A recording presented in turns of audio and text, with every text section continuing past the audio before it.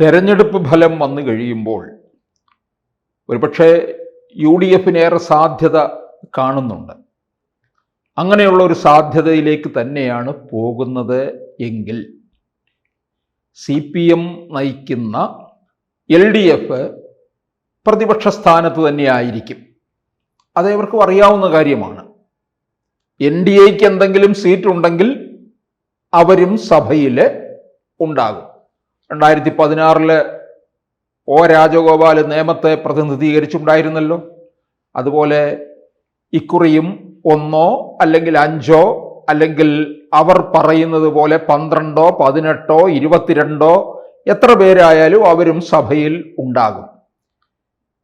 പക്ഷെ എന്തായാലും നമുക്കറിയാം, പ്രതിപക്ഷ നേതാവ് എപ്പോഴും LDF വരുന്നതെന്നുണ്ടെങ്കിൽ കോൺഗ്രസ് ആയിരിക്കും പ്രതിപക്ഷ നേതൃസ്ഥാനത്ത് നിൽക്കുന്നത്. ഇനി കോൺഗ്രസ് ആണ് അധികാരത്തിൽ വരുന്നത്, UDF ആണ് അധികാരത്തിൽ വരുന്നത് എങ്കിൽ CPM ആയിരിക്കും പ്രതിപക്ഷ നേതൃസ്ഥാനം.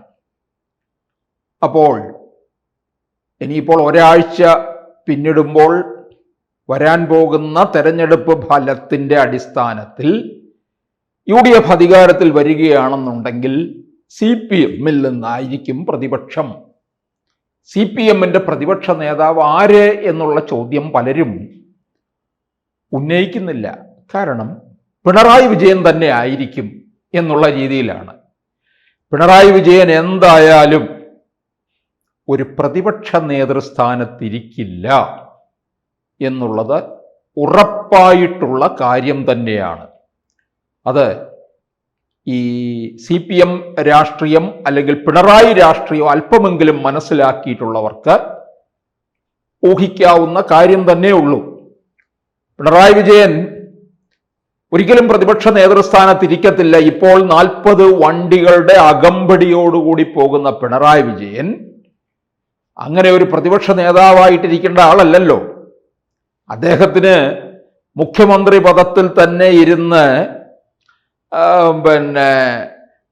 മുമ്പോട്ട് പോകണം, അതിനനുസരിച്ച് തന്നെ നാട് നീങ്ങണമെന്നും ഒക്കെയാണ് ആഗ്രഹിച്ചിരുന്നത്.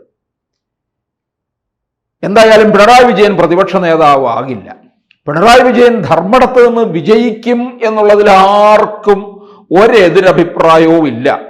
പക്ഷെ 2021 ഭൂരിപക്ഷം 50,000-ന് മുകളിലായിരുന്നു. അത് കുറയും എന്നുള്ളത് ഉറപ്പാണ്. അത് ഏവർക്കും അറിയാവുന്ന കാര്യമാണ്. ഇപ്പോഴത്തെ ഒരു ഭരണവിരുദ്ധ തരംഗം അത് കണ്ണൂരിൽ വലയടിച്ചിട്ടുണ്ട്. അപ്പോൾ പ്രതിപക്ഷ നേതാവായിട്ട് ആര് വരും എന്ന് ചോദിക്കുമ്പോൾ അതിന് നിരവധി പേരുകളുണ്ട്. പ്രധാനമായിട്ടും വരേണ്ട ഒരാള് പിണറായി വിജയൻ തന്നെ നേരത്തെ ഒതുക്കി ഒരു മൂലയിലിരുത്തി എന്ന് ചോദിച്ചാൽ മത്സരരംഗത്തുണ്ടായിരുന്നു. 2021 മട്ടന്നൂരിൽ നിന്ന് കേരളത്തിലെ ഏറ്റവും അധികം ഭൂരിപക്ഷത്തിൽ വിജയിച്ച KK ശൈലജയെ ഇക്കുറി കോൺഗ്രസിന്റെ തട്ടകമായ പേരാവൂരിലേക്ക് KPCC അധ്യക്ഷനായ സണ്ണി ജോസഫിനെ നേരിടുന്നതിന് വേണ്ടി പറഞ്ഞുവിട്ടു. വേണമെങ്കിൽ അവിടെ പോയി നിന്ന് ജയിച്ചു വന്നോളാൻ. എന്തായാലും അവിടുന്ന് ജയിക്കില്ല, ഉറപ്പാണ്. കോൺഗ്രസിന്റെ ഏത് കുറ്റിച്ചൂലിന് പോലും ജയിച്ചു വരാവുന്ന ഒരു മണ്ഡലമാണ് പേരാവൂര്. അപ്പോൾ KK ശൈലജയുടെ കാര്യത്തിൽ ഒരു തീർപ്പായില്ലേ? ഇനി അപ്പോൾ ആരായിരിക്കും? പിണറായി വിജയൻ എന്തായാലും ആകില്ല. പിണറായി വിജയൻ പ്രതിപക്ഷ നേതൃസ്ഥാനത്തേക്ക് വരും എന്ന് ഉറപ്പാണെന്നുണ്ടെങ്കിൽ ഒരുപക്ഷെ അദ്ദേഹം രാജിവെച്ച് ചികിത്സാർത്ഥം അമേരിക്കയിലേക്ക് പോകും. അദ്ദേഹത്തിന് ഇവിടെ കഴിയാൻ പറ്റത്തില്ല. പാർട്ടിയിൽ തന്നെ അദ്ദേഹത്തെ പലരും വേട്ടയാടുമെന്നുള്ളത് ഉറപ്പാണ്. പിന്നെ ആരായിരിക്കുമെന്ന് ചോദിച്ചാൽ CPM-നകത്ത് ഇപ്പോൾ ഏറെ സാധ്യതയും അതുപോലെ തന്നെ വിജയ ഉറപ്പായിട്ടുള്ള ചിലരിലേക്ക് നമുക്ക് പോകാം. അത് ചെങ്ങന്നൂർ നിയമസഭാ മണ്ഡലത്തിലെ സജി ചെറിയാനായിരിക്കും. ഈ കുന്തവും കൊടച്ചക്രവും ഒക്കെ പറഞ്ഞ് ഒരു സമയത്ത് രാജിവെക്കുകയും പിന്നീട് തിരിച്ചു വരേണ്ടി വരികയും ചെയ്ത ആളാണ്. പിണറായിയുടെ വിശ്വസ്തനാണ്. ക്രൈസ്തവരുടെ ഇടയിൽ അദ്ദേഹത്തിന് അതിൻ്റെ ഒരു പിന്തുണ കൂടി ലഭിക്കും എന്നുള്ളത് ഉറപ്പാണ്. പ്രതികൂല ഘടകം അദ്ദേഹത്തിനെ സംബന്ധിച്ചിടത്തോളം അദ്ദേഹത്തിൻ്റെ നാവാണ്. ഈ കുന്തവും കുടച്ചക്രവും എന്നൊക്കെ പറഞ്ഞതിന് ശേഷവും പിന്നീടും പല വേദികളിലും അദ്ദേഹത്തിൻ്റെ നാവ് ആസ്ഥാനത്തായിട്ടുണ്ട്. അപ്പൊ ആ നാവ് പ്രതികൂല ഘടകമാണെന്ന് മാത്രമേ ഉള്ളൂ. അല്ലാതെ പാർട്ടിയെ സംബന്ധിച്ചിടത്തോളം അദ്ദേഹത്തിന് ഒരു അനുകൂല സാഹചര്യമാണ്. ഇല്ലെന്നുണ്ടെങ്കിൽ രണ്ടാമത് നമുക്ക് പറയേണ്ടത് കുന്നംകുളത്ത് നിന്ന് വീണ്ടും മത്സരിച്ചിട്ടുള്ള മുൻ മന്ത്രിയും ഒക്കെ ആയിട്ടുള്ള AC മൊയ്തീനാണ്. നല്ല ഭരണ പരിചയവും MLA സ്ഥാനത്തും ഒക്കെ ഇരുന്നിട്ടുള്ള അദ്ദേഹത്തിനെ സംബന്ധിച്ചിടത്തോളം ഒരു നെഗറ്റീവ് സൈഡ് കൂടി നിൽക്കുന്നുണ്ട്. കരുവന്നൂർ ബാങ്ക് ഇടപാടിൽ, ബാങ്ക് തട്ടിപ്പിന്റെ കാര്യത്തിൽ അദ്ദേഹവും അതിലൊരു ഒരു നോട്ടത്തിൽ നിൽക്കുന്ന ആളായതാണ് അതിൻ്റെ ഒരു പ്രധാന കാരണം. സംശയത്തിന്റെ നിഴലിൽ തന്നെ നിൽക്കുന്നുണ്ട്.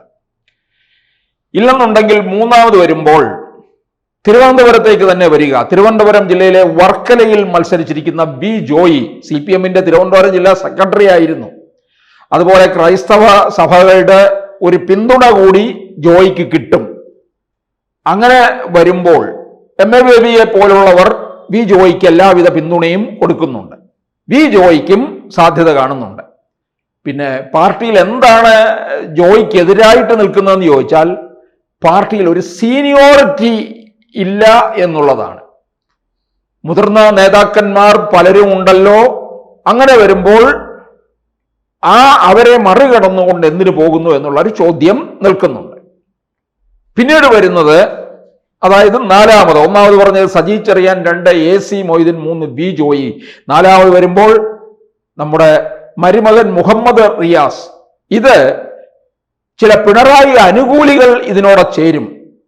പിണറായിയുടെ പല തീരുമാനങ്ങളെയും പരസ്യമായി എതിർക്കാതെ അമർഷത്തോടുകൂടി നിൽക്കുന്നവർ പാർട്ടിയിലുണ്ട്. പിണറായി പക്ഷത്തിന് വലിയ പരാജയം ഉണ്ടായിക്കഴിഞ്ഞാൽ അവരൊക്കെ അപ്പോൾ പൊട്ടിത്തെറിക്കുകയും ചെയ്യും.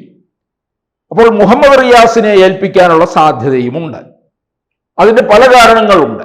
ഒന്ന്, ഒരു ചെറുപ്പമാണ്, യുവത്വത്തിലേക്ക് തന്നെ പോകട്ടെ. പലപ്പോഴും പാർട്ടിയിൽ ഉണ്ടാകുന്ന ചില കാര്യങ്ങളാണ് ഈ വന്ധ്യവയോധികർ എല്ലാം ഏറ്റെടുക്കുന്നു എന്നുള്ളത്. അത് മാറ്റിയിട്ട് CPM യുവത്വത്തിലേക്ക് പോകുന്നു. അതിന്റെ ഭാഗമായിട്ട് മുഹമ്മദ് റിയാസിനെ ഏൽപ്പിക്കാം. പിന്നെ മുസ്ലിം വിഭാഗത്തിന്റെ പിന്തുണയും റിയാസിന് ലഭിക്കും. പിന്നെ പ്രതികൂലമായിട്ട് നിൽക്കുന്നതെന്ന് ചോദിച്ചാൽ കുടുംബാധിപത്യം എന്നുള്ള ഒരു പേരുദോഷം കൃത്യമായിട്ടുണ്ടാകും. അത് പാർട്ടിയിൽ നിന്നും ഉണ്ടാകും, അല്ലാതെയും ഉണ്ടാകും. അല്ലാതെയും ഉണ്ടാകുന്നതിനെ വെറും പുല്ലുവിലയെ കൽപ്പിക്കുകയുള്ളൂ. പിന്നീട് വരുന്നത്, അഞ്ചാമത് വരുന്നത് ഫസൽ വധക്കേസിൽ നിൽക്കുന്ന കാരായി രാജനാണ്. തലശ്ശേരിയിൽ നിന്ന് മത്സരിക്കുകയാണ്. നമ്മുടെ ഷംസീറിന്റെ മണ്ഡലമായിരുന്നു. CPM-ലെ ഏത് കുറ്റിച്ചൂലിനെ നിർത്തിയാലും വിജയിക്കുന്ന മണ്ഡലമാണ് തലശ്ശേരി. അപ്പോൾ കാരായി രാജൻ, ഇങ്ങനെ 5 പേരാണ് പ്രതിപക്ഷ നേതൃസ്ഥാനത്തേക്ക് വരുന്നത്. എന്തായാലും നമ്മുടെ കാരണഭൂതൻ പ്രതിപക്ഷ നേതാവായിട്ട് നിൽക്കില്ല. അദ്ദേഹം രാജിവെക്കും. പിന്നീട് അവിടെ ആർക്കെങ്കിലും പോയി മത്സരിച്ച് വിജയിക്കുകയും ചെയ്യാം. ധർമ്മടമല്ലേ, സുരക്ഷിത മണ്ഡലവുമാണ്. അപ്പോൾ ഒരാഴ്ച കഴിയുമ്പോൾ നമുക്ക് കാര്യങ്ങളൊക്കെ ഒന്നുകൂടി കൃത്യമാകും. കൂടുതൽ വാർത്തകളും വിശേഷങ്ങളും നിങ്ങളിലേക്ക് എത്താൻ ABC മലയാളം സബ്സ്ക്രൈബ് ചെയ്യുക, ബെൽബട്ടനും അമർത്തുക.